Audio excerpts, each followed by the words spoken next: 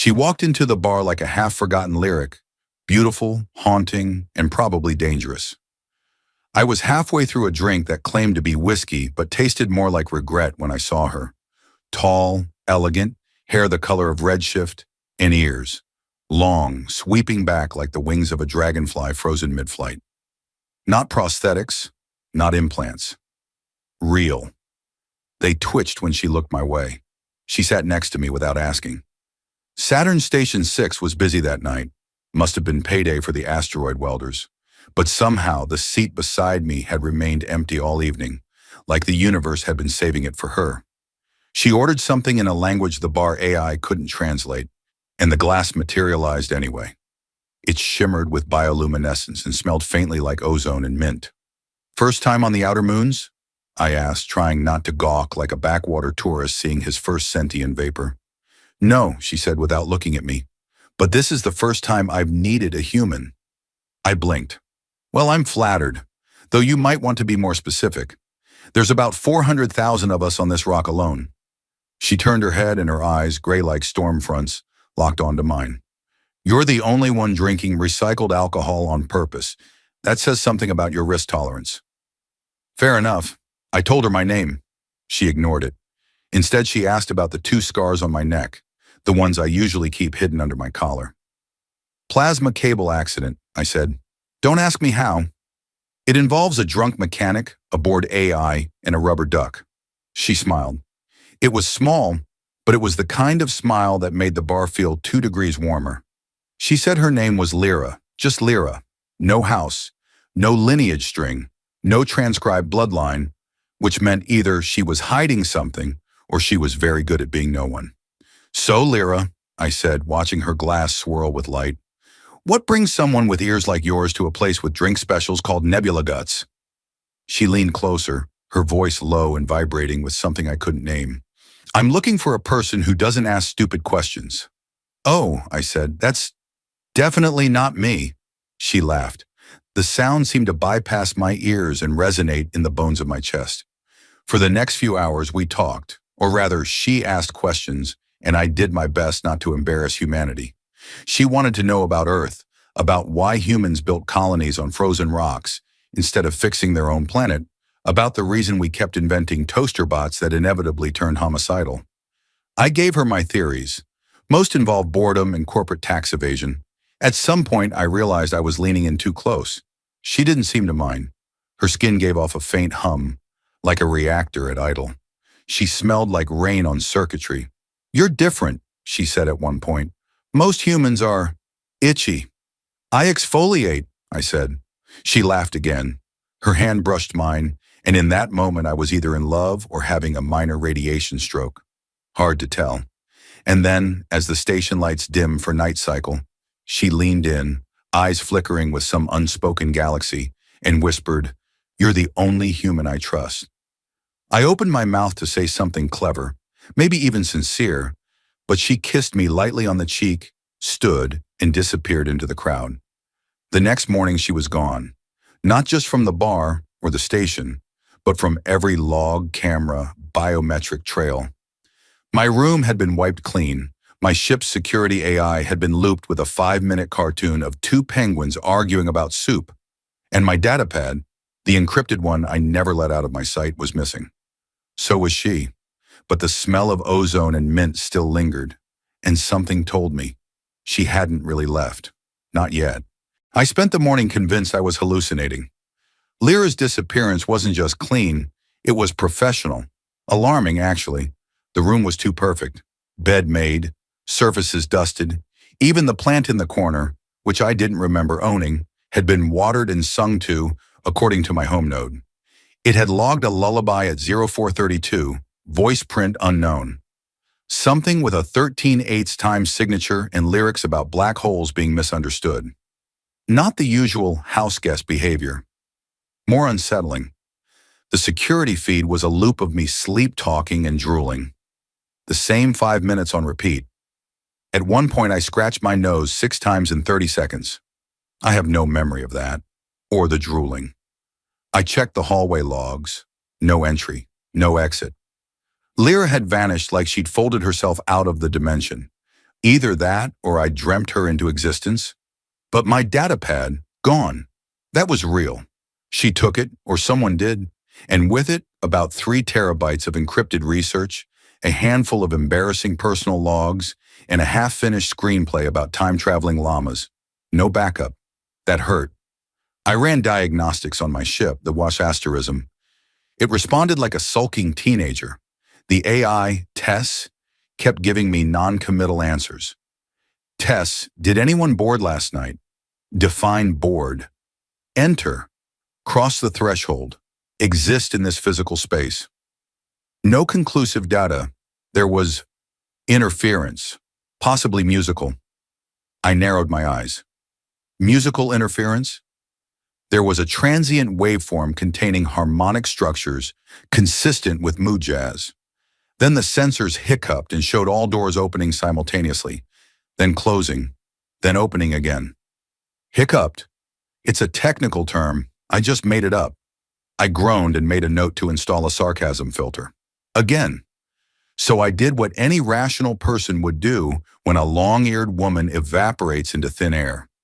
I checked the Galactic net, forums, message boards, the weird corners of the subspace cluster where conspiracy theorists and overly caffeinated cargo pilots swap tales. I posted, looking for woman, name, Lyra, long ears, smells like mint and thunder, maybe alien, maybe thief, maybe both. Replies poured in. Sounds like my ex. Buddy, if you're hallucinating again, log off.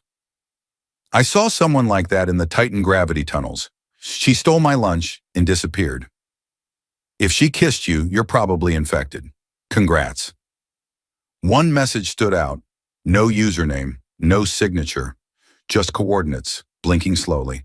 A mining colony on C-47 Pharaohs, Neptune sector. Officially decommissioned 3 years ago after an unspecified containment breach. Nothing says, please visit, like a radioactive death zone, and no forwarding address.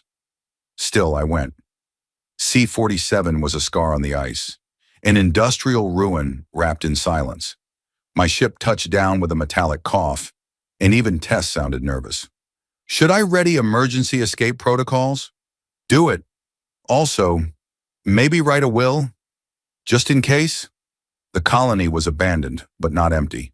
Someone had been there. Recently. Old graffiti marked the walls in alien script, one of which translated to, "This place was lame. 0 out of 10. Another, freshly scratched, read, "You humans panic too easily." That one made me chuckle. It was her handwriting, I was sure of it. Inside the main command dome, there was a single artifact left behind. My datapad, sitting on a console, blinking lazily like it had just woken from a nap. I reached for it, and that's when every light in the colony snapped off. Darkness rushed in like a wave. My heart thudded. Somewhere in the silence, machinery whirred to life. And then, a soft, familiar voice echoed from the shadows. Took you long enough. I froze. Lyra? No answer. Just a brief laugh. Then a low humming. The same eerie, melodic frequency from the houseplant lullaby. It buzzed through the metal panels beneath my feet, up my spine, and just like that, the lights returned. My datapad was gone again. In its place sat a single object, a folded piece of paper, on a mining colony, in space. I unfolded it with shaking fingers, one line, handwritten. Still the only human I trust. Don't follow unless you pack snacks. I blinked, and then the floor hatch opened beneath me. End of subtle. Gravity is supposed to pull you down. What it's not supposed to do is fold inward, pulse like a living thing, and whisper things about your childhood that you've never told anyone. Not even that therapist bot with the blinking mustache. As I fell through the floor hatch of the C-47 mining dome, that's exactly what happened. There was no sensation of dropping. Instead, the space around me inverted, like the entire universe decided to briefly become my sweater, and I was being yanked through the sleeve. My vision blurred, my stomach attempted mutiny, and I may or may not have shouted something undignified about a bad taco I once ate on Ganymede. Then silence. and light. I landed softly in a chamber that should not have existed. The architecture was all wrong. Spiraling structures that defied Euclidean logic. Walls that shimmered with particles that looked like stars trapped in syrup. The floor beneath me hummed in alternating pulses, like it was breathing. The air smelled like ozone, dust, and just the faintest trace of lavender. "Hello?" I called. My voice echoed 3 times. The third echo said, "Hello?" in her voice. That's when I knew I wasn't in Kansas anymore. Not that I'd ever been to Kansas, but you know what I mean. I took a cautious step forward. The floor responded with a polite bloop, like I'd just won a prize in a video game. Encouraging, but unsettling. A column of data began scrolling across one wall. Alien glyphs, fast and fluid. The symbols shifted mid-scroll, adapting into Galactic standard. I caught glimpses. Welcome, selected human. You have entered the sanctuary of severed signals. Please refrain from panicking. Panic consumes energy. A screen flickered to life, and there she was, Lyra, projected in blue-white lines, leaning against a console like she was waiting for an old friend. Her long ears were tied back behind her head in a knot that seemed impossibly stylish for a fugitive hiding in an interdimensional bunker. "Hey, sugar brain," she said. "If you're seeing this, it means I've officially dragged you into something you probably don't understand. Yet." "Story of my life," I muttered. Her projection smirked. "This place is a dead zone. Off-grid, anti-trace. Built inside a gravitational fold left behind by something my people call a sleeping cipher. You don't need to know what that is. Just know it's mostly harmless. Unless you poke it. Don't poke it." Naturally, I glanced around to make sure I wasn't unconsciously poking anything. She went on. "I left you the datapad, yes. Then I took it again. It's not that I don't trust you. It's that I do. And you're about to become very interesting to very powerful people who don't like that." Her face turned serious. "They'll come for you because of what's in your mind. Something you saw, or maybe something I put there. Don't freak out, unless you already are. If so, freak away." The screen cut to static. Then another voice, this one far deeper and distinctly annoyed, filled the chamber. "Humans are so inefficient. He's already breathing too fast. Should we tranquilize him?" A door slid open. Out stepped what could only be described as an angry broom wearing a lab coat. It had limbs. Possibly, hard to say, and 3 glowing eyes arranged in a triangle. "You are early," it grumbled. "I had snacks warming. Are you, a friend of Lyra's?" It sighed as only a sentient cleaning implement could. "She left you here for safekeeping. We are part of a loosely affiliated resistance. She says you're a chaos catalyst. Congratulations. You're the banana peel in someone's galactic ballet. I don't even like ballet. You will." It turned and shuffled toward another chamber. "Come. She left you a change of clothes and an anti-telepathy hat." "Wait, telepathy? Is someone reading my mind right now?" Pause, or yes, and they're laughing. Fantastic. As I followed the disgruntled alien janitor into the belly of the impossible, I couldn't help but laugh too, because somehow, somewhere, Lyra was still playing this game, and I just entered level 2. I never imagined my introduction to an alien resistance would involve socks. Woolen, mismatched, and annoyingly comfortable socks, one with tiny comets, the other featuring a rather buff-looking frog in a cape. Apparently, Lyra had left them for me, folded neatly beside the anti-telepathy hat, which looked suspiciously like a colander strapped to a headband, and a suit made from some material that shimmered between states of matter. The suit felt like wearing warm fog. The hat made me look like a paranoid salad. "She insisted," said the grumbling janitor broom creature, whom I now knew was called Yelv. Short for Jelvanitheric, which I promptly abbreviated after 2 unsuccessful attempts that sounded like I was sneezing through oatmeal. Jelv led me through the sanctuary's inner chambers, each more bewildering than the last. There was a meditation garden made of floating pebbles and singing moss, a hallway where the gravity flipped every 5 steps, which made our conversation resemble a duet between two out-of-breath llamas. A lounge with a vending machine that only served liquids described as emotionally carbonated. I asked what that meant. It served me a drink labeled melancholy with a hint of vengeance. Surprisingly tasty. So, I said, dodging a low-hanging holographic fish that swam through the corridor air. Who exactly are you all resisting? Jelv groaned, a deep sound that made the walls flicker pink. Depends on the cycle. Sometimes it's the Tri-Galactic Trust. Sometimes it's the Echo Kings. Right now, we're dodging the Syndicate. Ah, sounds friendly. They invented bureaucracy that can kill you.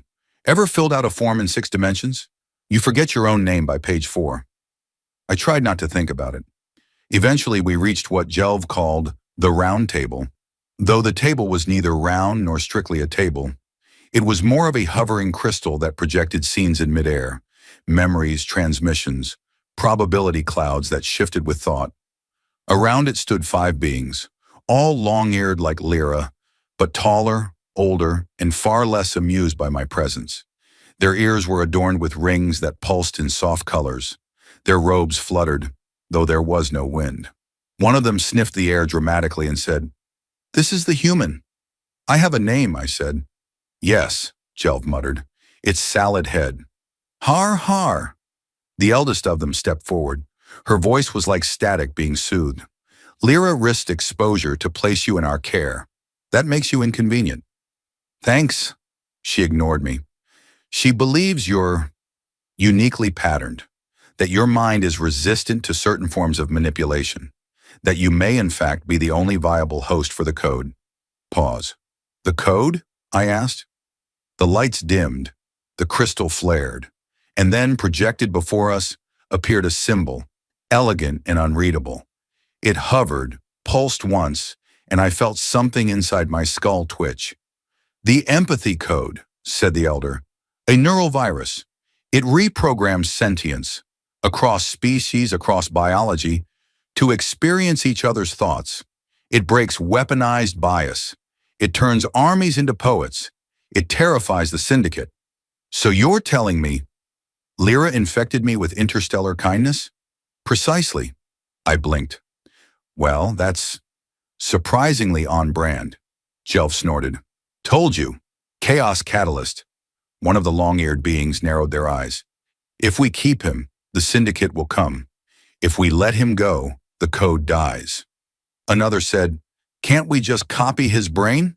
A chorus of asterisks nose erupted. Apparently that was a faux pas. "So what's the plan?" I asked. The elder looked at me with the weariness of a 1,000-year-old school principal. "You learn to use it, fast, or we all go extinct." No pressure. Behind me, the vending machine beeped and dispensed a bottle labeled mild existential panic, chilled. Perfect timing. Training to wield an empathy-based neural virus is a lot like learning to juggle fire, while also being on fire, while someone yells your worst memories at you in surround sound. We began in a chamber known as the Wansegwa Pulse Core, which sounded ominous and turned out to be exactly that. It was a vast, spherical room where every surface pulsed gently, like the chamber itself had a heartbeat. Suspended in the center was a platform made of something that looked like glass, but responded to my thoughts with color. One deep breath, and the floor beneath my feet blushed green. Jelv told me that meant I was emotionally hydrated, whatever that meant. "Right," I said, adjusting the anti-telepathy colander still perched on my head. "So, how does this work?"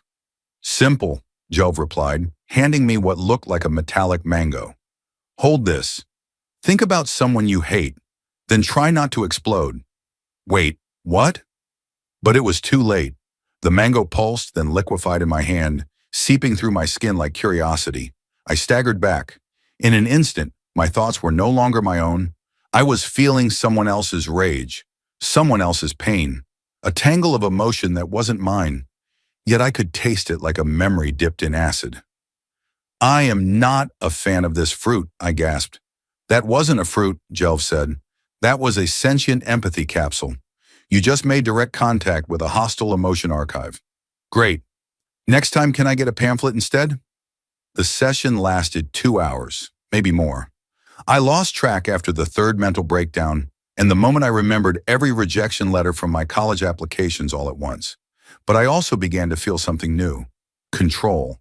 I could isolate a thread of someone's grief and twist it, reshape it, cool it into calm. With focus, I could turn fear into curiosity, anger into reflection, love into, well, that one was harder. It turned out love was volatile, messy. Most of it smelled like burning cinnamon. By the end, I collapsed into a chair that hadn't existed before I needed one. The room seemed pleased. Jelv floated nearby, holding a clipboard, which he insisted was necessary for the aesthetic of supervision. You're adapting faster than expected. Could be the virus, or could be your species' chronic emotional instability. I'll take that as a compliment. You shouldn't. Just then, the wall shimmered and a transmission bloomed into the air like a spectral bloom. Grainy footage, choppy audio, but unmistakable. It was Lyra. She stood in a narrow corridor I didn't recognize. She looked thinner. Her hair was tied back again. Her long ears twitched once as she glanced over her shoulder. If you're seeing this, then I've failed to make contact directly, she said. They've found me, or I've let them. I'm not sure anymore. But you're still connected. You're the fallback. Fallback, I said aloud as if she might answer. Her projection continued. You have to find the mirror nest. It's where I stored the original code, the seed. Without it, what's inside you will degrade. You'll forget, you'll revert, and the syndicate will find you. She paused, touched her temple, and the image flickered. Trust your instincts, unless they tell you to eat the glowing frogs. That's not a metaphor. Seriously, don't. The message ended. Silence returned. Jelv didn't look surprised. She's alive then. Maybe. She always was slippery, like a squid with plans. I sat quietly for a while, staring at where she'd been. My chest ached, but not in a way I could describe. Empathy was a dangerous thing. It taught you to carry not just your own weight, but others. She left me with the burden of her mission, her secrets, and a strange affection I couldn't name. And now it seemed I was headed towards something called the mirror nest, which sounded either beautiful or terrifying, probably both. I stood. Jelv? Yes? Do we have a map? We have 6, all contradictory. Perfect, let's get lost. The thing no one tells you about traveling through fractured space is that it makes your bones itchy. Not in a medical sense, more like your skeleton has opinions and it's trying to lodge a formal complaint. The vessel we took to reach the mirror nest was called a fold skimmer, which sounded fast and sleek, but in truth resembled a tangled bouquet of copper tubing held together by willpower and duct tape.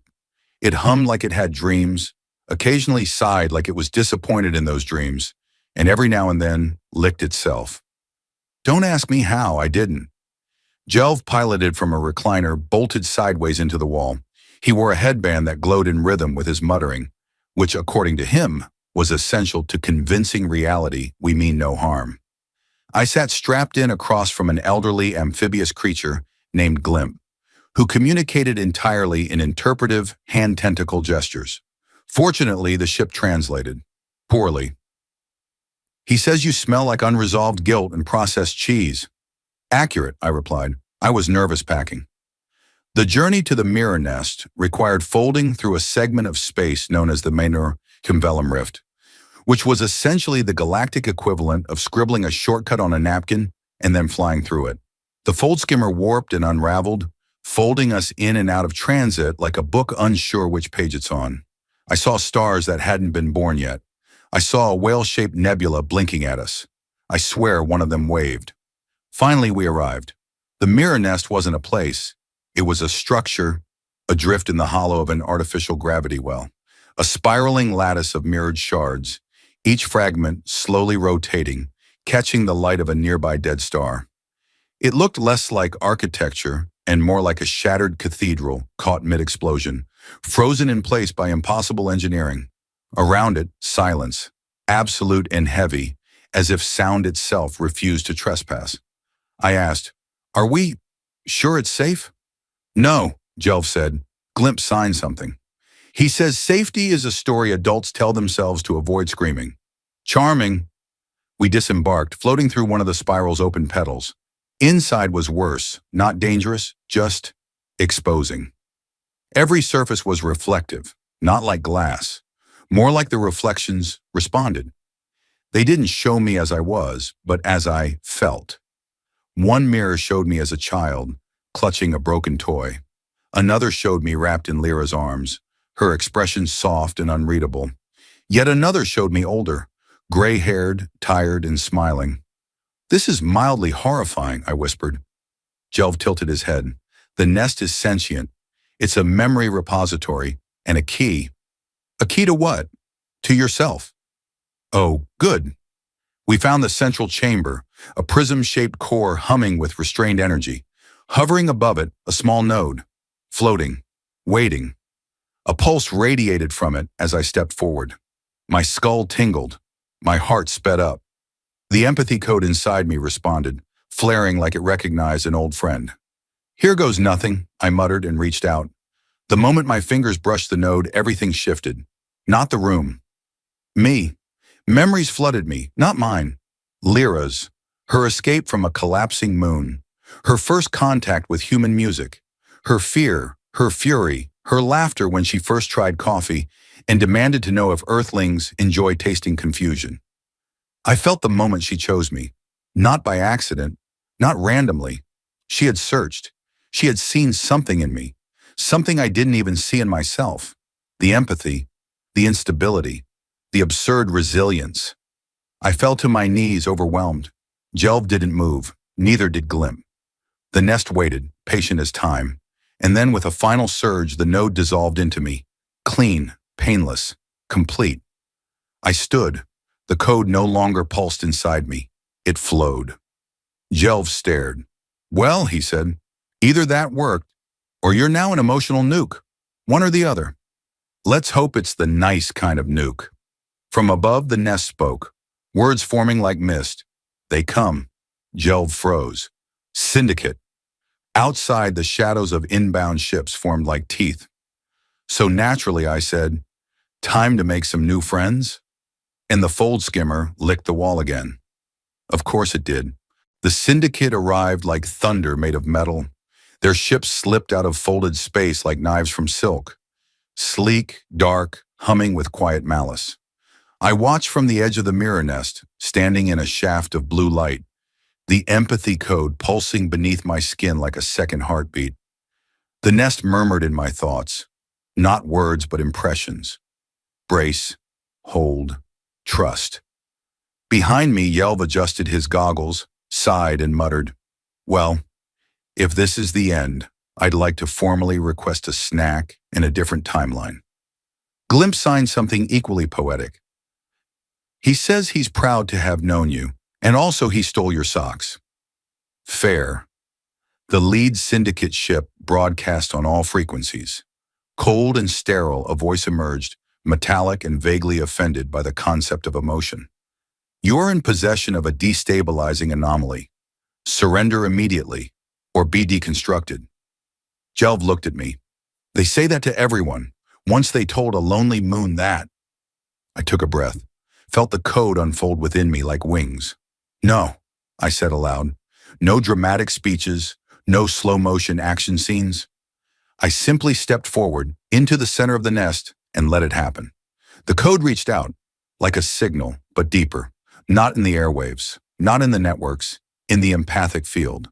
The hidden biological web that connects all sentient life, whether it admits it or not.